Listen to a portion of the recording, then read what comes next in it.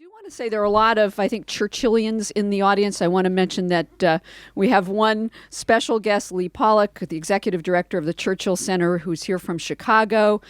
We handed out some little flyer kind of things here. If you didn't get one, we have more up here that talk about the work of the organization, and that includes partnering with George Washington University to build a new National Churchill Library and Center on the GW campus. So that will be a nice resource for those of you who live here in D.C. But now on to the main event. I just want to say how delighted we are to have the Mayor of London, Boris Johnson, with us tonight. Of course, he'll be discussing his new book, The Churchill Factor, How One Man Made History. The writing and publication of this book was meant to coincide with the 50th anniversary of Churchill's death, which actually will be marked in January of this coming year. And as you'll hear tonight, the anniversary gave our author the opportunity to reintroduce, actually maybe introduce, Winston Churchill to a younger generation that had no personal experience of one of the 20th century's most important political figures and one of the world's most important political figures. And that might be surprising, given that I think there are about 100 books that have already been written about Churchill. Mr. Mayor, he's back here somewhere, you were brave to jump into the fray. But if you haven't read the book already, you'll find that it's a really lively addition to the Churchill canon and a very personal one. The book is conversational in tone, at times contemplative, at times funny, and very much a polemic in defense of the man that Boris Johnson refers to as the finest statesman Britain ever produced. And while Churchill proved very difficult for many historians and others to neatly categorize, the mayor says in the book that Churchill, in fact, had a very clear political identity, and I'm sure we'll get a sense of that during this evening's discussion. A few more things about our author in case you aren't very familiar with his entire biography. Not that I'm going to give the entire biography because that would take up the entire hour, but here are a few things. And you might not know from his accent that he was actually born in New York. But he spent his formative years in England reading classics at Balliol College, Oxford, later becoming a journalist and writing for a number of British publications. He's a member of the Conservative Party. He was elected to the House of Commons in 2001 and elected mayor of London in 2008. His tenure included, and I think we all remember this, the very successful hosting of the Summer Olympic Games in 2012, some novel policy decisions related to alcohol consumption on public transport, as well as a penchant for riding his bike to work. And I have to say that is probably something that Winston Churchill never did.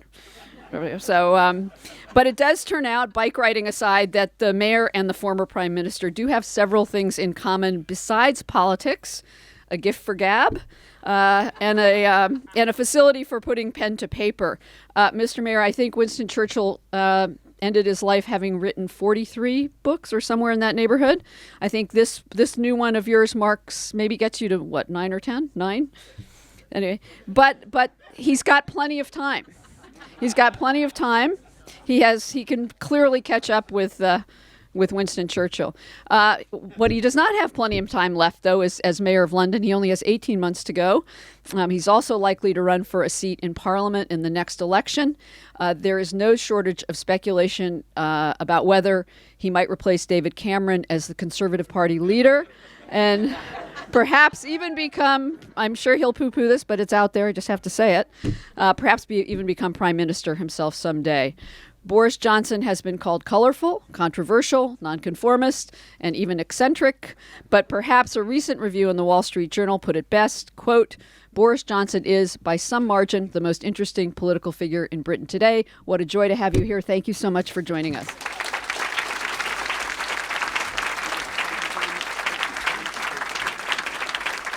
Well, good evening, everybody. Can you hear me at the back? I think Churchill himself would have been very proud to see quite how many people have turned out tonight to hear a discussion about him 50 years after his death. I don't think he would have been surprised, quite frankly. When the Churchill family and estate asked me to do a book about Churchill to coincide with the anniversary of his death, I accepted like a shot because I thought that I knew a lot about Winston Churchill, and yet the more I read and thought about him in the last couple of years, the more I have felt like some Himalayan climber who scales what he thinks is the summit only to see fresh peaks glimmering ahead, and then another, and then another. I knew, for instance, that Winston Churchill had been very brave as a young man, but I had not realised that he was actually fired upon on 4 continents, the only British Prime Minister in our history to have been so engaged. And I didn't realise quite how many people he had personally dispatched with his own rifle or pistol in places with which we now hope to have friendly relations. Always, of course, with compassion and regret. I knew vaguely that he had been there at the beginning of the Royal Air Force, the Royal Naval Air Squadron, but I had forgotten that he had begun to learn to fly a plane when those machines had been barely invented 10 years previously, and that he kept going up. In 1903, it was invented. In 1913, you find Winston Churchill at the controls of these rope and canvas devices, and he glorified laundry baskets in the sky, they were, and he keeps going up in the air, even though his instructors either die or sustain serious injuries, and his wife is begging him to give it. All his relatives are begging him to give it up, and the death, every 1 in 5,000 takeoffs ends in a fatality. And for ease of comparison, your chances, Alyssa, of dying when you're on your bicycle in London are 1 in 14 million. So it was far more dangerous. I didn't know, I'd forgotten, or rather, that he went out into no man's land 36 times in World War I, making a noise like a baby elephant, they said, and going so close to the German lines that he could hear them talking. I knew that he was energetic, but I did not appreciate the unique biorhythms that enabled him to drink a pint of Paul Roger champagne a day, and to smoke 250,000 cigars in his lifetime. And he gave he didn't smoke them all of the cigars. He gave the stubs to his gardener at Chartwell, and the poor chap unfortunately contracted cancer. I'm sad to say. A constitution that enabled him, at the end of the day, to have a huge dinner, champagne, red wine, white wine, brandy, liqueurs, and then to begin dictating, to go up to his study at Chartwell that you may remember, to pace up and down wreathed in tobacco and to dictate until 2 or 3 or perhaps 4 in the morning.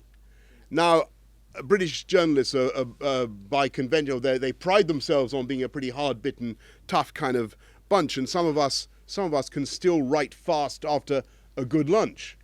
But I don't know anybody who can do it after dinner. I don't know anybody who can produce good copy after dinner. And yet this was the method by which he won the Nobel Prize for Literature. He earned himself more places in the Dictionary of Quotations than virtually any other 20th century, in the Oxford Dictionary of Quotations, any other 20th century author. And he wrote more words, more published words, not just than Dickens, not just than Shakespeare, but more than Dickens and Shakespeare combined. Yeah. And I knew he was funny and politically incorrect, but I hadn't realised how many of the stories that have clung to him like burrs are actually true. And it really was true that when Bessie Braddock, a socialist MP, approached him, I think he was coming out of the Treasury. I found the very spot in my researches where this exchange took place. He was weaving a bit, and she said, "Winston, you're drunk." He really did reply with a rudeness that would be unthinkable today. "Madam, you're ugly, and I will be sober in the morning." And you couldn't get away with that nowadays. You couldn't get.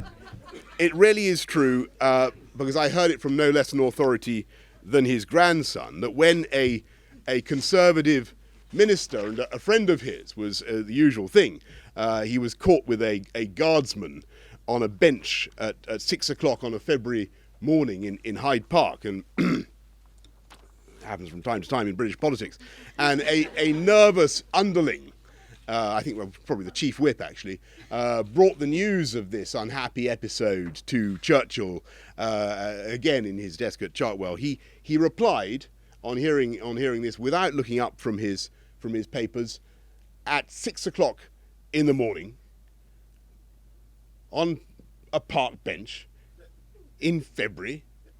By God, it makes you proud to be British, he said. And that is authenticated, as I say, by his grandson. Anyway, I was broadly aware that his career before the Second World War had been very far from the failure that some people have mistakenly called it over the years. But I didn't realise quite how much he had done, all the things he had packed in. He helped to found the modern welfare state in our country. He reformed prisons. He gave British workers job centres and unemployment insurance and the living wage for many types of sweated labour. And the tea break is one of the things that Winston Churchill conferred on, with mixed consequences in the 1970s, I might say, by his invention of the tank and his championing of aviation and his superb work in munitions after he returned after the disgrace of Gallipoli. He was crucial not just to the action of the First World War, but to Britain's eventual victory. He was indispensable to the foundation of modern Ireland. Yes, partition of Ireland, he was there. Of Israel, of Jordan, of Iraq. Mixed consequences again. He said it was like, I wish we'd never gone there. It was like living on an ungrateful volcano. Words that I think George W. Bush might echo. And of course, he was there at the beginning of the campaign, of the idea of a united Europe. He was one of the fathers of the movement.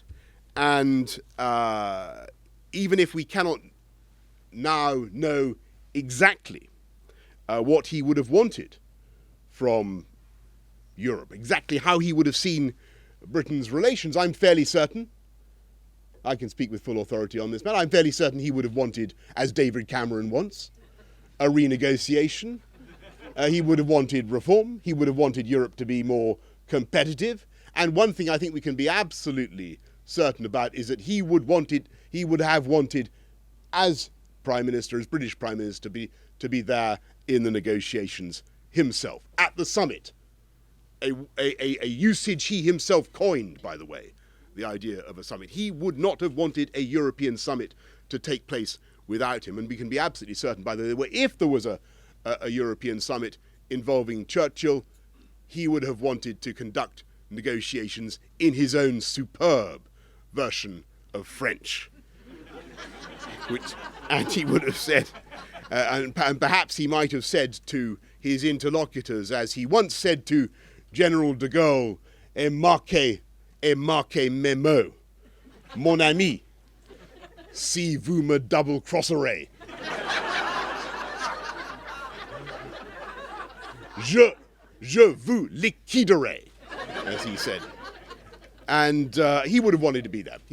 And kidding aside, he played a huge role in building the architecture of the post-war order, the transatlantic alliance and the European institutions at NATO, the whole lot. And across our modern world today, you can see, as I say, traces of his shaping mind in the Middle East, across the world. And above all, it is absolutely true that in 1940, he stood out alone. And if he had not been there, if you imagined some gigantic Monty Python hand coming down and taking Winston Churchill out of that smoke-filled room, and by golly, it was a smoke-filled room, because they were indefatigable consumers of tobacco, the lot of them, then things would have been very different and much worse. And he refused to accept the arguments that were being put to him by Halifax, above all, but also by Neville Chamberlain.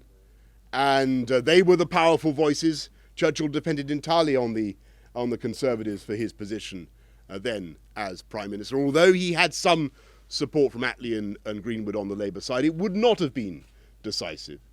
It was Churchill and Churchill alone who was the beaver who dammed, as it were, the current of events, and he was the nail on which destiny snagged her coat. And had he not been there, had he not won over in that fateful meeting of the British cabinet, and then that second meeting when he summons the whole of the cabinet, all 25 ministers, and he makes that incredible speech about how if our island story is to end, let it end with each of us choking in his own blood upon the ground, or whatever it was he said. And they all cheer and they clap and they crowd round him.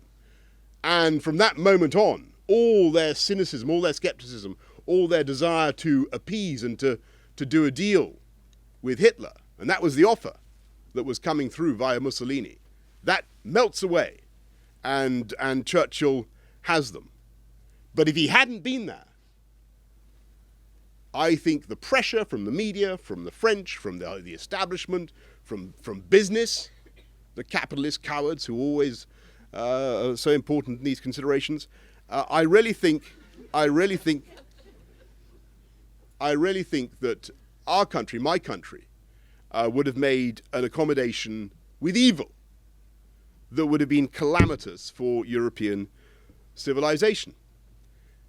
So that was why he was important, and that's why he's worth remembering. That's why I wanted to write about him.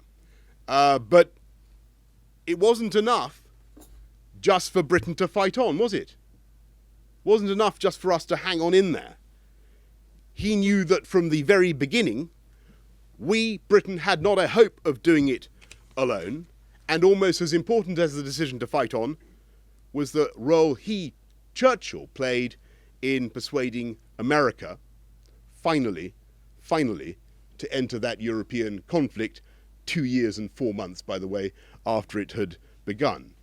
And nowadays, we think of Churchill as the embodiment of the transatlantic alliance, don't we? We think of we think of him sitting on a bench with FDR, shamelessly reminding Congress about his American mother, his pride in his American ancestry, the honorary citizenship he was able to claim at the end of his life, towards the end of his life, I should say. But we have to accept, because this book, where is my book, by the way? I want a copy of it. I need to wave it around. Listen, have you got a copy of this book? Where's the text? Thank you. Yeah, this book. Sorry, in case you're wondering what I'm talking about. This book. This book is nothing if not candid, my friends. And there were times in his life when his relationship with America was very far from easy. And when he first came out here as a bumptious young man in 1895, bragging to audiences about what he'd done in the Boer War, he often got the bum's rush, actually, because he found the audiences were more pro-Boer than they were pro-imperialist, and they didn't take to this young English aristocrat, telling him how wonderful what they'd done to the Boers was. And in the 1920s, he comes out again, and he became so exasperated, I should say, in the 1920s by America's attempts to displace Britain as a naval power, that he speculated and warned that our two countries, I should say, or my two countries, I should have to say, might actually go to war. People have forgotten that.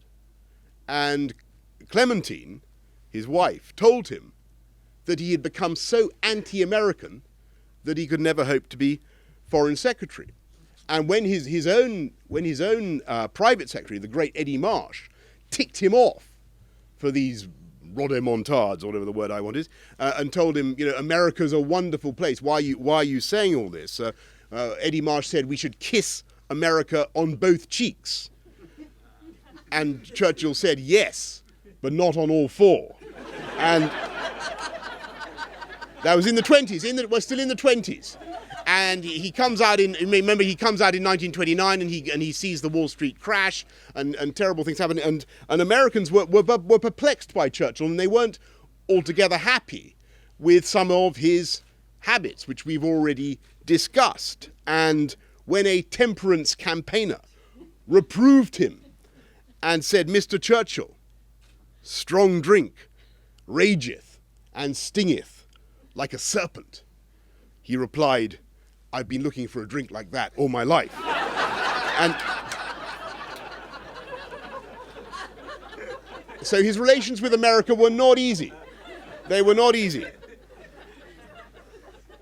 And yet by 1931, his feelings had started to change. And he had come to recognize what was obvious, that America's rise to greatness and to global primacy was not only unstoppable, but fundamentally benign and in the interests of his own country. And so it's now in the 1930s that he starts to talk about the English-speaking peoples, and he proposes a common citizenship and even a common currency.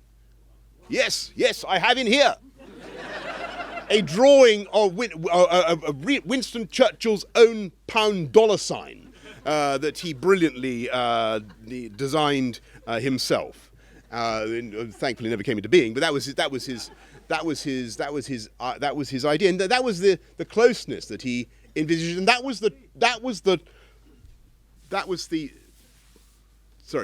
the Churchill that went into the Second World War, an admirer and a lover of America, who found himself in a position of what you might call romantic asymmetry. There's a position all of us find ourselves in when we care more about the relationship than the other person does, right? You know, we've all been there. Romantic asymmetry, common to all human beings. And he wooed Roosevelt. Remember, he said, "No lover ever studied the whims of his mistress as closely as I studied Franklin Roosevelt." And he aimed his speeches not just at the British radio audience. So they were much moved, and some scholarship has sought to debunk the effect of his speeches. I think they were incredibly powerful during the war, but he aimed them particularly at the American audience, who were also listening, and listening in ever-growing numbers. He became one of the most popular radio personalities in America in those early years of the war. And he would use, as you may remember, he would use these very short words to get his points across. We shall fight them on the beaches. We shall fight them on the landing ground. We shall fight them on the hills and in the streets. We shall never surrender. There's only one word in that collection of words that has a Romance or Latinate origin, isn't there? All the rest are Anglo-Saxon, solid Anglo-Saxon words that get straight across to English-speaking peoples. What's the Latinate word? Surrender, correct. Of course, very, very hardly worth asking in an audience like this.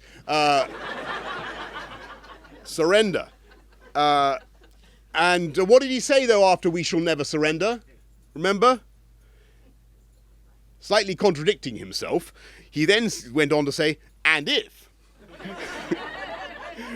which I do not for a moment believe, "this island or a large part of it were subjugated and starving, then our empire beyond the seas, armed and guarded by the British fleet, would carry on the fight until, in God's good time, the new world, with all its power and might, steps in to the rescue and the liberation of the old." And notice there, by the way, that invocation of God, a significantly bigger player in American politics than he is, I'm afraid to say, in British politics, and absolutely aimed at the American audience. That was what he was trying to do. As the wooing process did not, of course, go all that smoothly, or not to begin with. First of all, there was the destroyers for bases deal. Remember the destroyers for bases deal, which I'm afraid to say not very advantageous to this country. I mean, to Britain, to my country. We had to give up Trinidad, other Caribbean possessions, Newfoundland bases in return for 50 mothballed destroyers, which were basically glorified bathtubs, only 9 of which were functional by the end of 1940. Then there was Lend-Lease, which Churchill in public called the most unsordid act in history, and in private said we have been skinned and flayed to the bone. And remember, when do you think, by the way, that the British government stopped paying Lend-Lease to the United States of America? When do you think you folks decided our war debts were at an end? When was the last check handed in? Anybody know? 1970. Any advance on 1970? Any advance on 1970? It was 2006, and it was £42 million handed over by the British government to the American government. It's a cheque signed by Mr. Ed Balls, who now proposes to be, which I'm rather proud of. It shows shows you there you go. It's probably why we've got a AAA rating. We honour our debts. We honour our debts, but it shows that it was Lend-Lease was a pretty hard bargain. And yet, for all the embarrassments and the difficulties, Churchill was gradually succeeding. Roosevelt was gradually succeeding. Roosevelt was starting to make the case to a very, very reluctant American Congress and public about the moral imperative to do the right thing. And so America was being steadily embroiled, thanks very largely, I think, to Winston Churchill. And by the time it came for Japan to declare war at Pearl Harbor, America was being so helpful to us, to Britain, with convoys, with training, with supplies, that Hitler immediately declared war on America too. And as Churchill knew from the very beginning of the war, that once America was in, once America was on our side, the war was only going to end one way. And spooling forward to his last cabinet in 1955, after all, he's been through all of this. He's learned so much about how the world has changed and to appreciate the American role. He has 2 pieces of advice for his ministers. He says, first thing he says is, anyone remember what he says? 1950. He says, man is spirit. And then he says, never be separated from the Americans. And the second point I definitely understand, at least. And man is spirit is, I think, also rather profound. And he believed passionately in that relationship, not just because of the advantages which it might or might not confer on Britain, but because of the values the 2 countries had in common: freedom, democracy, free speech, habeas corpus, an independent judiciary, all the ideals that he wiggishly and romantically believed had flowered and prospered in some unique way in that vast community of what he called the English-speaking peoples. Now, you can quibble with his analysis of the unique merits of those ideals. But what we can certainly, or how they arose, I think the French might have a word or two to say about liberty, for instance. You can quibble. But what you can't deny, or what you should certainly agree, is that those ideals are not trivial today.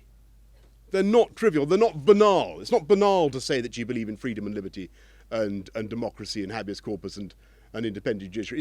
It's not uncontested. It's not even accepted around the table at the G20, is it? Not by a lot of the players there.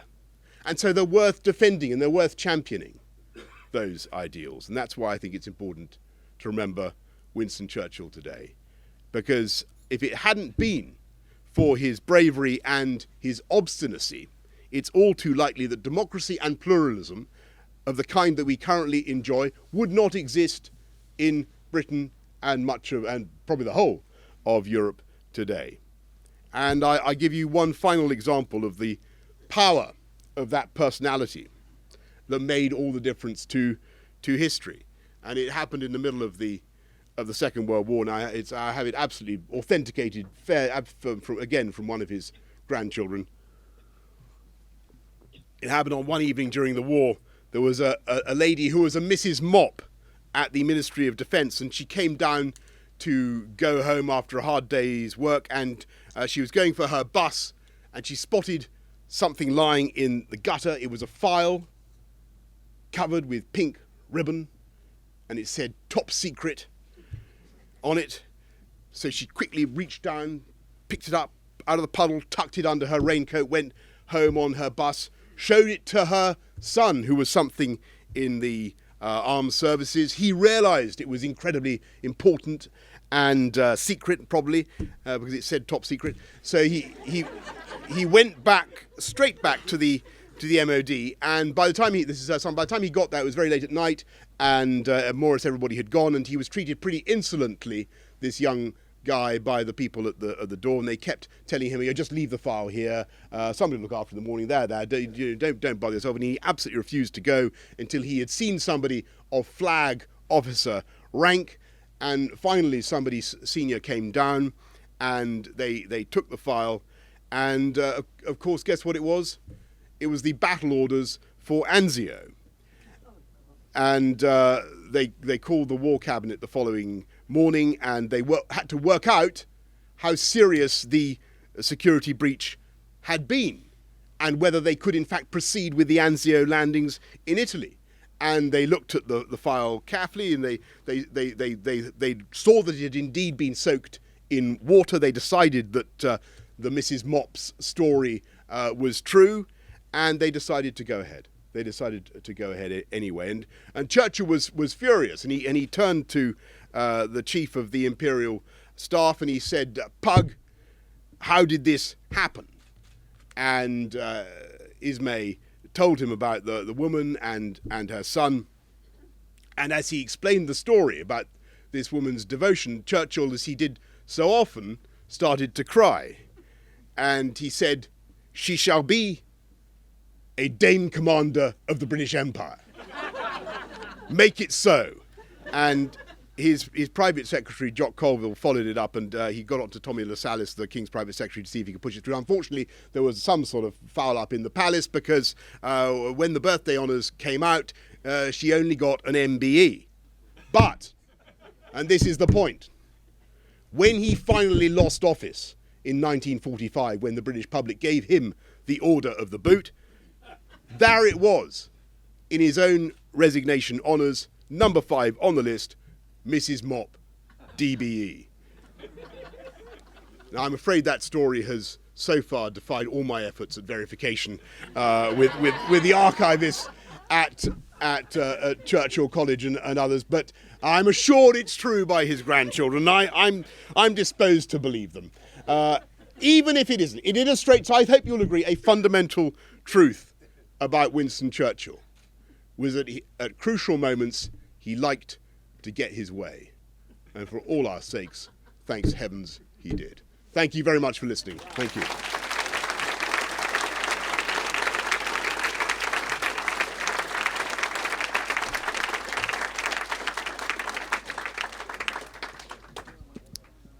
Thanks for the presentation. Thank you. And I think Churchill's unique role in 1940 is undeniable. I wonder if you're not a little generous in passing over some of the erratic things he did before. It's not just, the campaign in the First World War. We've got Chancellor putting Britain back on the gold standard disastrously. We've got constant resistance to any form of Indian self-rule. We've got the really bizarre attempt to organise a King's Party behind the hopeless incumbent in 1936. I'm assuming the book maybe is a little more candid on some of that stuff. Let me direct you. Let me direct you, sir. Let me direct you to chapter.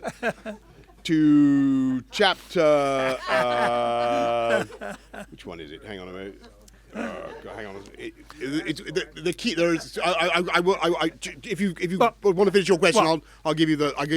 More to the point. Is there not perhaps a connection between the sometimes erratic behaviour of earlier years, and the fact that he was the unique man in 1940. A reasonable man in 1940, I would suggest, would have wanted to do what Halifax did. A man who was Absolutely different. Right. Absolutely right. Was Spot what on. we needed. Yep. Spot on. Spot on. And that's very much the argument of the book, by the way.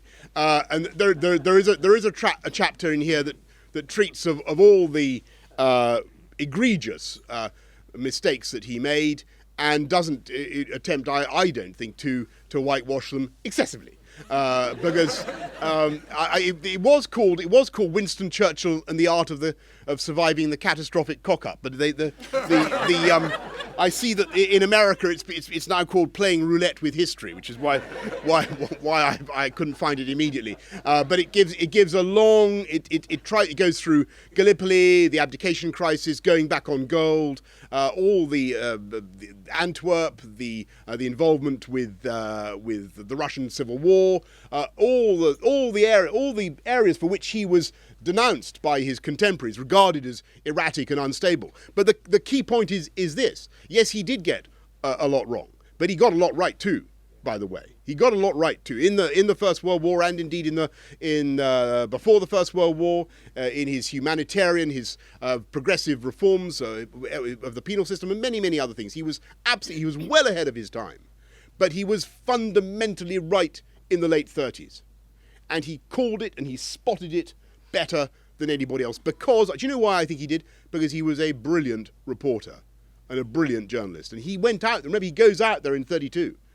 To write about the battlefields of his ancestors' campaigns, of Marlborough's campaign. So he's in Germany, and he sees these kids with their blonde hair and their funny shorts and stuff marching down the streets, and the black and red flags fluttering, and he does not like it, and he smells it. And he has arguments with the Germans there about the naked anti-Semitism of it all. And he's totally right. He then goes back to Britain and campaigns and campaigns and campaigns. And but your point is right.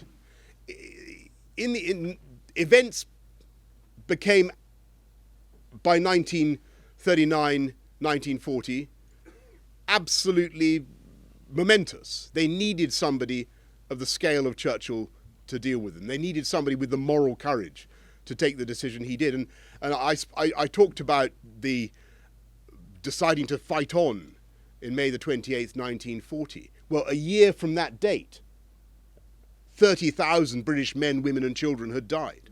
You cannot imagine any politician today having the courage to take that decision. But it was right. It was the right thing to do. Yes. Brief question. Do you think the UK will see another Conservative leader of the ilk of Churchill as loved and remember anytime soon, or what are your thoughts on that? Well, I think genuinely there are no politicians today who are fit to loose the latchet of his sandal. I mean, he was a one-off, and in a way, it's a good thing.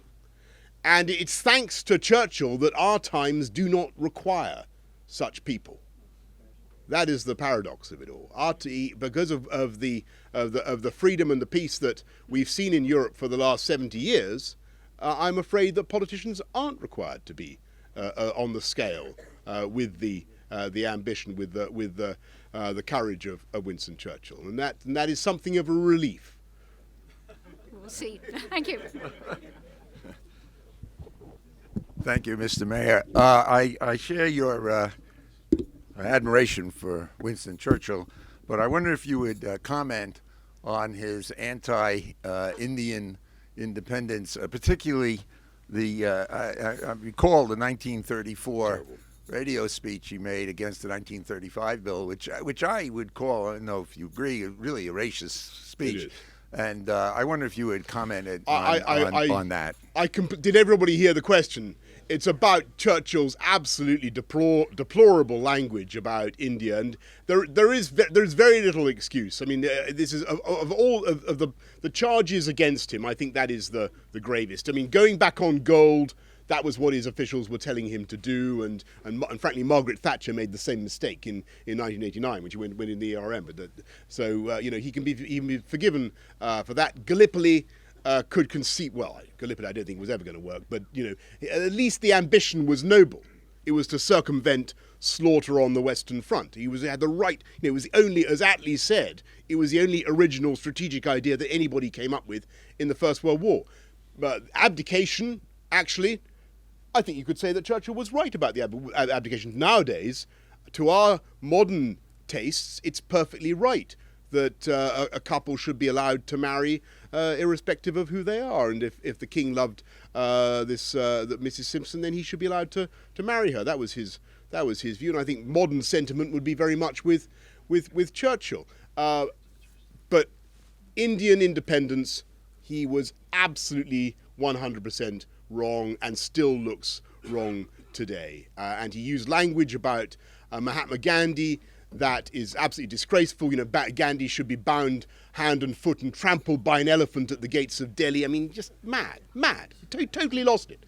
The only thing I can possibly say in mitigation, and it's not much, is that he, in his sort of Whiggish imperialist vision, the empire had done some great things or some good things for India, in the sense that barbaric practices like sati and the shunning of untouchables had been, in many cases reduced, and he thought of the empire as a progressive civilizing force, and he was worried that Indian independence would lead to massive intercommunal violence, which of course was not entirely absent when independence eventually came. But there can be no defense for his language, and there certainly could be no defense of his handling and what he said about the Bengal famine during the war. That I'm afraid he does not come out from very well. But I'm going to have to put my hands up to that one.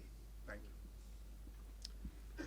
Now, Mr. Mayor, I read your book, The Dream of Rome, when it came out, and I was wondering what your thoughts are on Winston Churchill and his view of the European Union today, what there would be. I didn't really hear the question. What would Churchill think about the European Union? I think he would be, he would want to be there. He would want Britain to be involved, engaged. I don't think that he would necessarily want this country, my country, to have been subsumed into a federated system. He says many different things about Europe at different times and in different places. And when he's speaking to audiences in Zurich and in Strasbourg and in Brussels, he's a great campaigner for the idea of a united Europe. But he sees Britain as being in the church, maybe an usher, yes, and somebody, but not actually participating in the union. We're associated but not absorbed. And I wish he had still been Prime Minister when the Schuman Plan was first put to the British government, because if he had been, he would have said yes. He would have said, yes, let's get involved with this. And it seems to me at least possible that given the huge importance of the UK economy relative to the others in 1948, given, Britain was by far, it may seem incredible now, but Britain was then by far the biggest producer, both of coal and of steel in Europe. We would have had a huge say in how this Coal and Steel Commission was going to work. It seems to me entirely conceivable that he would have produced an intergovernmental alternative without the loss of parliamentary sovereignty that we've seen today. I think that's probably the best I can do. I think he would have, he would not have wanted Britain to be excluded from the conversations, nor would he want that to happen today. And his vision for my country was very simple, which was that we should be closely associated with the United States, maintain and intensify our relations with the countries of the former empire, but be a key European player. And that seems to me to be a wholly sensible policy, by the way, today. And we're going to pursue it. Every Prime Minister since Churchill has tried to pursue that policy, which is basically, pro having cake and pro eating it at the same time, which is what I'm in favour of. Thank you very much.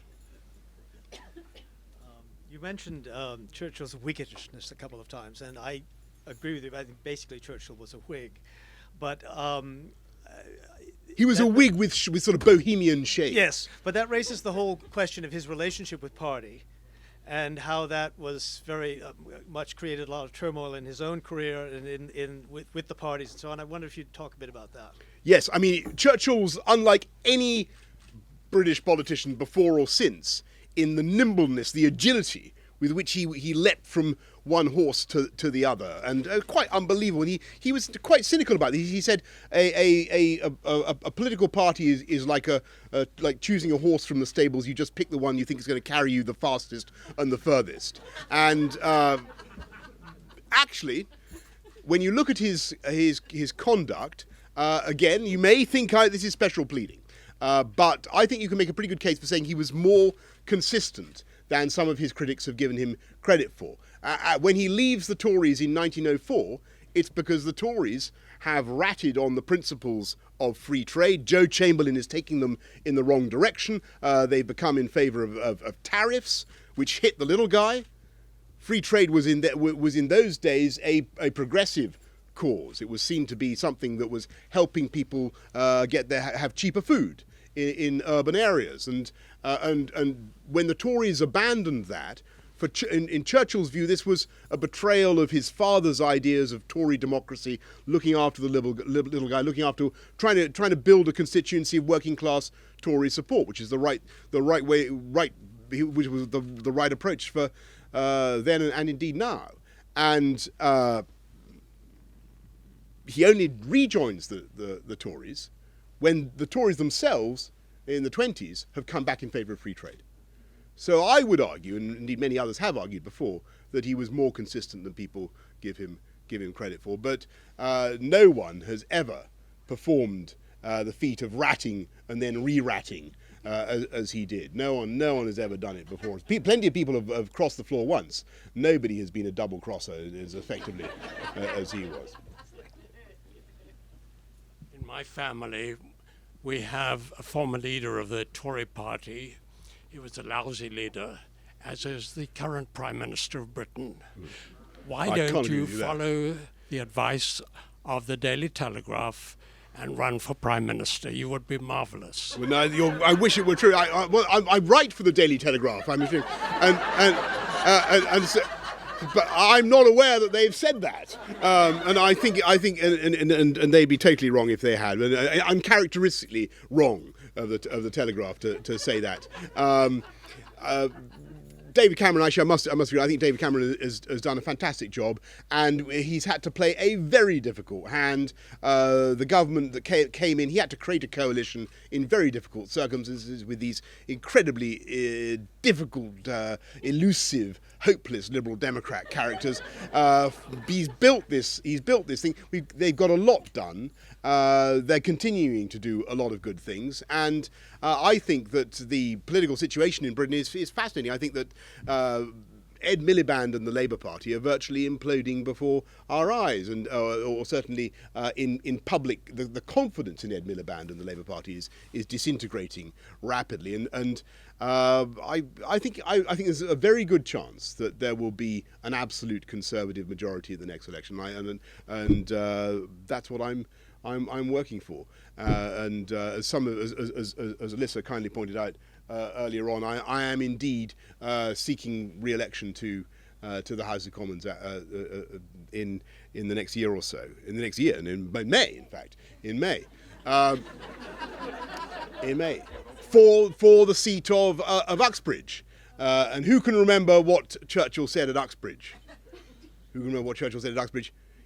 After a very, very grueling afternoon in which he'd watched every single fighter plane at the disposal of the RAF was up in the skies, holding off the Germans. He came out and he said I think it was to Pug Ismay again, he said, "Don't talk to me, I have never been so moved." Then he said, "Never in the field of human conflict has so much been owed by so many to so few." It's what he said in Uxbridge, as I keep reminding the people of Uxbridge. But I'll tell you, since you haven't heard it before. Anyway, that's what's going to happen. Don't worry, it'll all be all right. If Churchill was in charge today, how would Britain's foreign policy be different, if at all, particularly in the Middle East?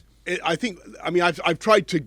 It's very hard to. These questions are very hard to answer because the oracle is dumb. We can no longer. We can't summon up his ghost. We can't do Ouija boards on Winston's views. What I think we can say is on Iraq and Syria. He was in favour of air power.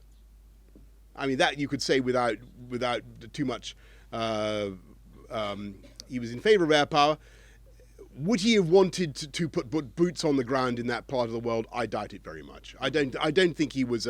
I don't think he would have wanted to risk the lives of British or American soldiers again in that way after what has happened. I think that he would have been very anxious about it. I think what is certainly the case is that if he were Home Secretary, which of course an office he once held with some distinction, I think that he would have a very tough line on potential jihadis.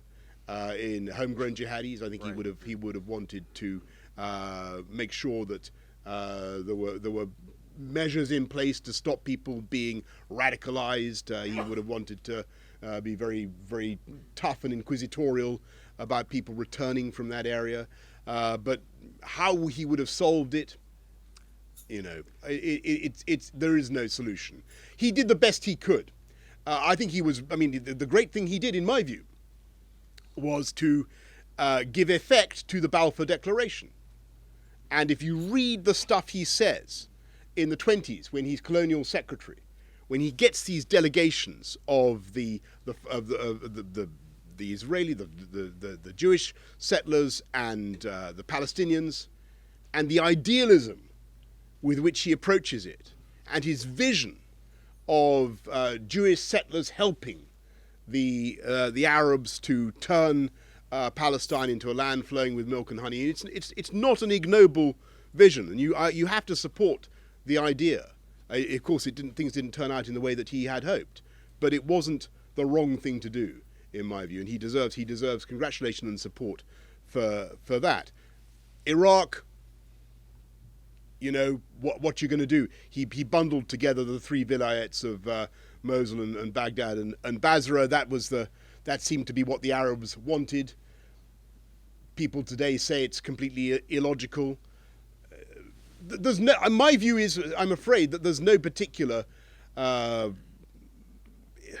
best solution for that area would be a benign version of either the Roman or the Ottoman Empire. I'm afraid to say. I mean, it needs some. When you have such strife between different communities over such a large area, you need some supervening power to hold the ring. The British Empire tried to do it, but in the end, we didn't have the wherewithal. The Romans were able to do it for about 800 years. The Ottomans did it for a very long time. That is, I'm afraid, what you need. We don't have such an imperial power today, and certainly not here in Washington. And that is the reality. How would a Prime Minister Johnson handle it, do you think? There would be indivisibly from Prime Minister Cameron. I thought so. Thank you. We could go on for the entire evening. This has been great. We have time for just one last question. I'm also reminded, Mr. Mayor, that you were president of the Oxford Union, and it shows. I was, I'm afraid to say, yes. Anyway. Churchill, exactly one of the many ways I'm not like Winston Churchill. Churchill not only didn't go to university, he failed to get into Sandhurst 3 times. 3 times, and yet he won the Nobel Prize for Literature, quite rightly. One? Sorry, yes. I guess this is the last question, but I'd like to turn your attention even further east, specifically Hong Kong. Yes. So you've talked about Winston Churchill and moral courage, and you've also talked about practicality. How would he view Occupy Central? How would he view Hong Kongers standing up for democratic rights? And what do you think? Look, I'm in favour of democracy everywhere and always. Whether it's sensible to be very aggressive towards the Chinese about their view of the matter, I don't know. Particularly when you consider that in all the years Britain ruled Hong Kong. I didn't remember us having a system of democracy there. We should have done. You tried at the end. We tried it. With Mr. Pratt, When we knew we were handing it over to the Chinese, we suddenly conceived a great passion for democracy in Hong Kong, which we hadn't hitherto, I'm afraid, shown. But look, I don't want to mince words. I want democracy in Hong Kong. I believe that it's the right way forward. I believe it's the right way forward for China. I think it will eventually come. But what I find amazing, talking to friends in China, to members of the Chinese intelligentsia, the bourgeoisie, they see the appetite, I find, dismayingly low. I just cannot believe how little importance they seem to attach to it. Young people in China who you would have thought would be in the vanguard of wanting this thing, I mean, maybe people disagree. I find there is a cultural difference. And I think it will come eventually. It's inevitable. And it may come, by the way, it will come, like all revolutions, it will come in circumstances of economic distress. As soon as the bourgeoisie feel the pinch, they will want greater political freedom. But it's not happening yet. No comment. Thank you. Thank you.